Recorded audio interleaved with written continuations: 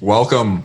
I'm Michael Bickert. Thanks for joining me today as we explore concepts with the objective of improving your management skills and growing your business. I hope you'll consider pausing the video right now so that you can grab a notepad and a pen, and then sometime throughout the video, I want you to pause it again and jot down notes, action items, something that you will implement in your business today that will drive your business forward. Why? Why? Yes, why? It may come to that. Are you familiar with this concept of 5 whys? The 5 whys? 5 whys? The 3 wise men? No, the 5 whys. This is an idea that comes from the Toyota Way, this internationally renowned school of management or management philosophy that Toyota created and implements in their operations. And many companies have studied this. But one of the things that is constituent of that Toyota Way management philosophy is something known as either the 5 whys or 5 whys. And what it is it's a diagnostic tool. So if you're experiencing a recurring problem in your business, really you need to think of that as more or less just a symptom of an underlying root cause. What is causing the problem? What is causing the disease, if you will, in your business? And when you look at things very superficially and you sort of just brainstorm real quickly what is causing the problem, you tend to actually only treat symptoms. In fact, Toyota, when they talk about 5 whys, they say that in the end, your goal is to come up with a countermeasure for the root cause of the problem. And they make the distinction between a countermeasure and a solution because they suggest that a solution is often, by their definition, the treatment of a more superficial symptom, not the root cause. And so that distinction would define that a countermeasure is meant to treat the root cause of the problem, and therefore you'll be very effective in eliminating the problem. So I want you to think about, in your business, we all have in business, recurring problems, and how are you addressing them?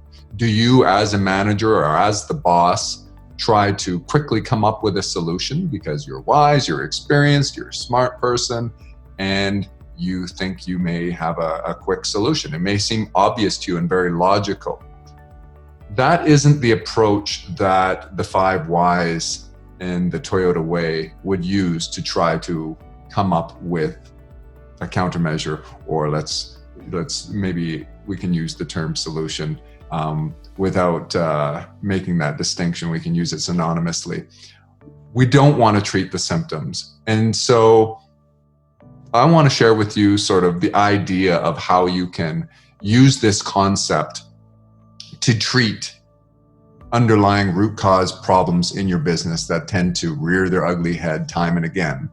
So this is really fits well with my nature. I sort of intrinsically adopt the 5 whys, and I didn't know the name for it. It was just my nature all the time. I forever question people and authority, and my whole life, teachers, coaches, bosses, employers, just friends, anyone in a relationship, my parents.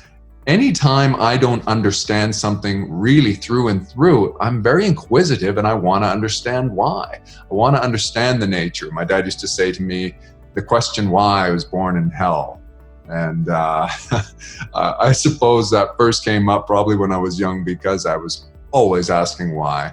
As much as it grates on people, I can often be seen or observed in conversations where I don't seem to accept any sort of superficiality in terms of the responses to questions. So somebody may share something with me and I'll say to them, oh, well, and then some incongruence occurs to me about what they've described, and I'll say, well, why blah, blah, blah? And often the person needs to give pause to think about the answer to that, or they will shoot back very quickly with what I would describe as a superficial answer that doesn't make sense to me. It doesn't really explain what I'm asking.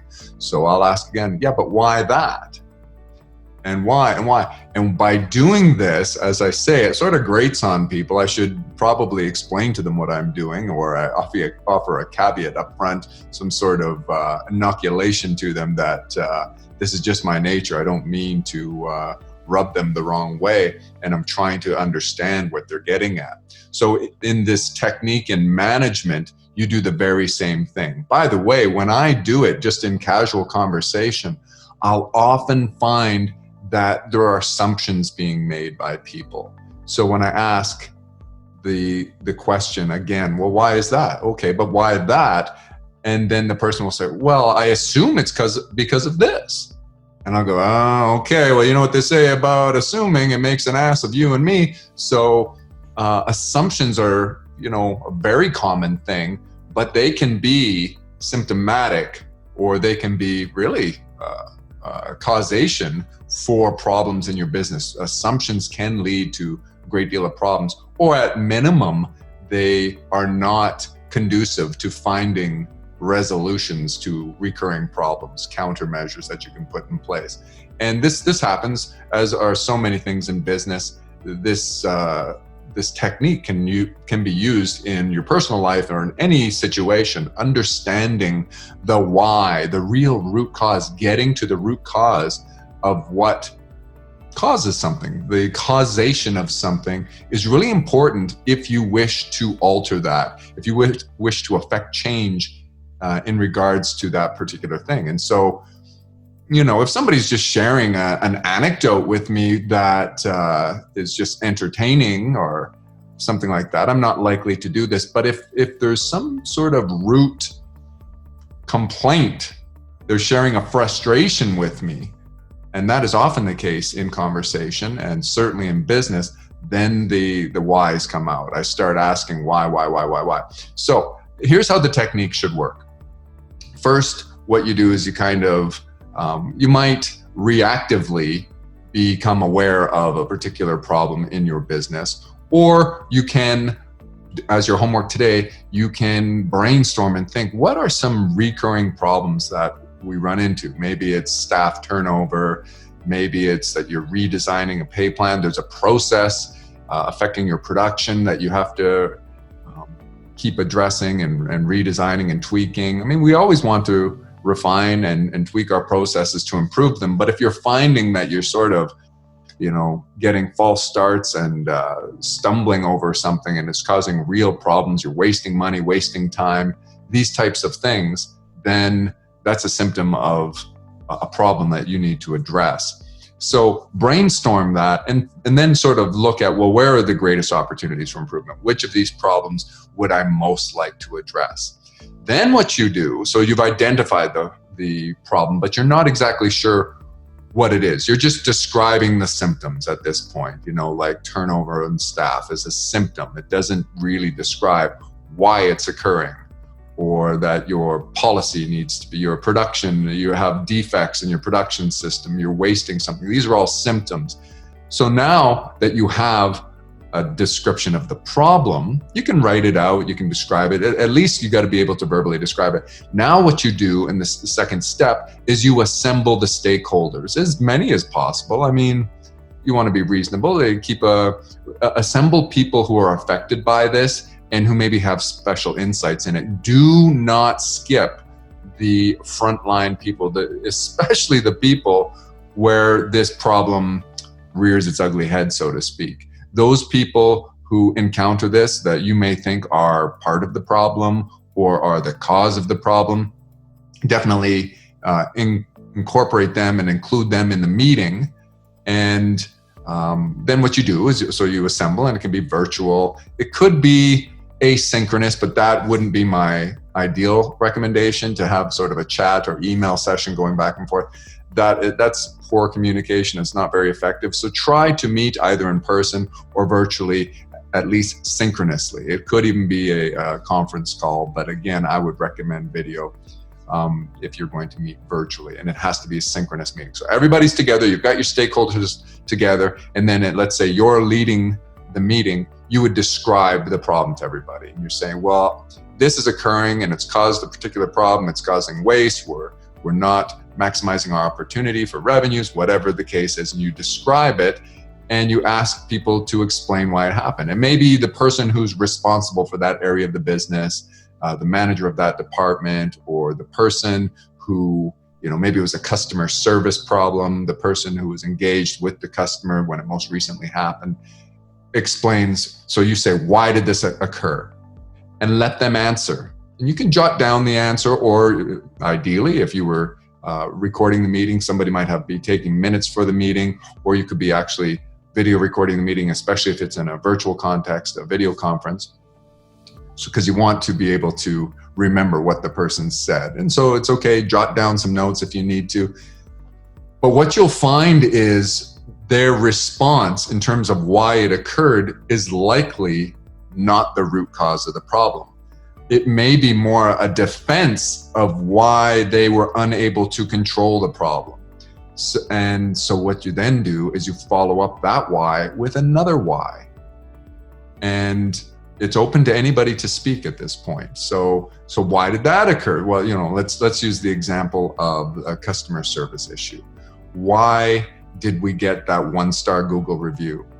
Well, we were late in delivering that customer's product, and she was very upset about that. And there was nothing I could do. I tried to calm her down, but she went on to Google and sort of crucified us online. Okay, why were we late in delivering that product to her? And then so now you're at the second why. You can see now we can get closer, because delivering the problem late may be an explanation for why the person took the time to do a 1-star Google review, but it certainly doesn't address the root cause of the problem that recurs. If you're getting 1-star Google reviews, disappointed customers, whatever you want to describe the problem that you're trying to fix, you're trying to resolve, you haven't got there yet. So you ask why again. Well, why did that happen? Why were we delayed in delivering it? And then you might find, well, there's a particular piece of equipment that was tied up. We couldn't use that equipment in time. There were several people trying to use. Why is that the case? So you get the idea. You continue to ask why. Well, on today we had everybody scheduled at the same time, and so we didn't have the normal spread. Why? Why did we have everybody scheduled at the same time? Well, people wanted to get their hours in, and so was going on vacation. So you can see where this goes. Continuing to ask why. Now, it's called 5 whys, but there's nothing saying you can't, if you get to the root cause of the problem in 3 whys, or it takes 10 whys, 10 questions, then that's what you do. And how will you know if you're at the root cause? If asking the question why again really is illogical, or it doesn't produce any more fruit, so to speak, if there's nothing meaningful that can come out of asking why again, you can't actually get more insight into the root cause of the problem. You probably arrived at the root cause of the problem. That's when you can begin to develop your countermeasure. Now, to develop a countermeasure or a resolution for the problem, remember, Toyota doesn't like to call it a solution. They define that a solution is more an addressing of a symptom, which would occur more superficially higher up the level, and that is the explanation for why things recur in that philosophy, is because all you're doing is you're creating superficial solutions, sort of remedies for symptoms, as opposed to addressing root causes that really address the problem and the root cause, and so the disease. So by doing that, they will refer to that as a countermeasure, and with strong countermeasures to root cause problems, you will eliminate the problem from recurring, or at least greatly reduce it. So again, ask why as many times till you get to the bottom of that, and now you can implement your countermeasure. Now, how to implement the countermeasure can be part of Management 101. So we've talked about that before. Look at the video Management 101 if you haven't seen that before. And make sure that you combine concepts, management concepts, to address an issue. Because step 3 in Management 101 is to assume that the people responsible for carrying out parts of your countermeasure will fail you occasionally or periodically or sporadically.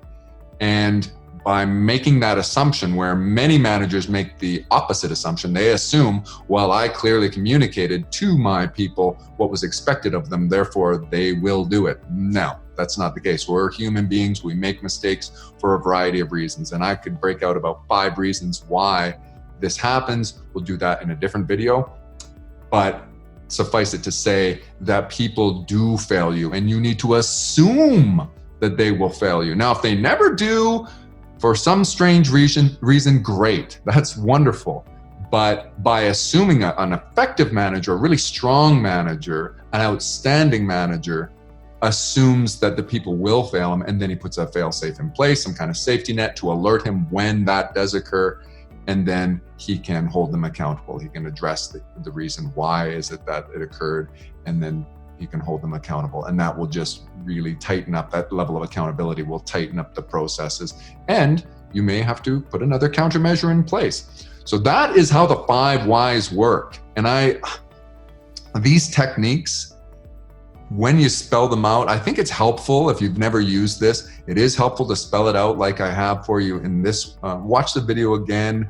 Just to recap, you want to brainstorm and sort of isolate those recurring problems and decide which one you're going to work on. Then you assemble the stakeholders, making sure not to exclude those peoples on the front line. Remember Toyota's concept of Genshi Genbutsu, which is go and see, visit the front lines where the action happens, where that problem may be occurring. You need to get the intelligence of those people. You need to get the information and expertise, experience of those people involved. So do not try to create a countermeasure or understand or go through this process without including those stakeholders in the meeting. Okay, so that's step number 2. Then start, define the problem. We'll call that step 3. We'll define the problem for the group. And when we call it a problem, we're really describing a symptom. We understand that the underlying philosophy and understanding that this is a symptom you're describing, and we're calling it a problem. You describe it to people and you ask why, and you probably allow the person closest to the problem who's in the meeting to answer the first why, but it's open to anyone. Then you continue to ask why until you get down to the root cause, which you can identify by having no more meaningful information surface by asking why again. And that can happen quickly, but it often happens over a lot of time. As I say, you'll probably run into some assumptions. People are making assumptions. It's okay if you need to, at this point, say, okay, well, we don't understand that. That's one of the things we're going to take away from this. This is an action item we're going to take away from this meeting is we're going to go and investigate the answer to that 4th why or that 5th why that you can't answer. Why was the piece of equipment broken? Or why was the order that we relied upon not here? Whatever the explanation to one of the whys was, if nobody in the meeting has the answer, it could be symptomatic of you not including all the stakeholders, and you might realize, oh yeah, I guess we should have included that person. They need to answer that. But it's okay. You will uncover new information. That's the whole purpose here. And you'll get new insights and you'll go, oh, maybe we need to investigate a little bit more. It's okay to reconvene this process. There's nothing saying this has to be resolved in the first meeting, especially if this is a recurring problem. I understand we're all busy. We all want to get, problems solved, but that's part of the problem is that we favor efficiency over effectiveness. In the long term, you're going to save a lot of time by slowing down to make sure that you've really found the root cause and are implementing strong countermeasures.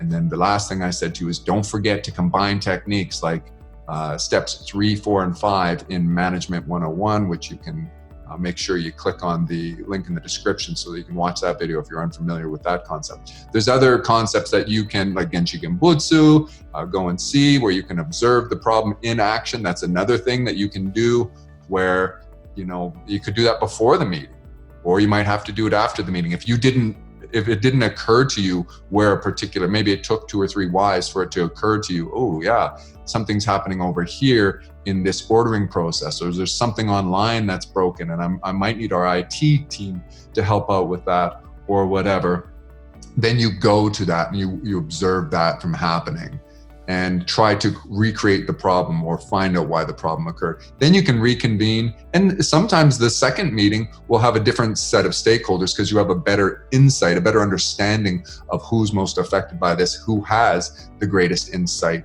and can help you come up with effective countermeasures. So that's the concept of the 5 whys. Why?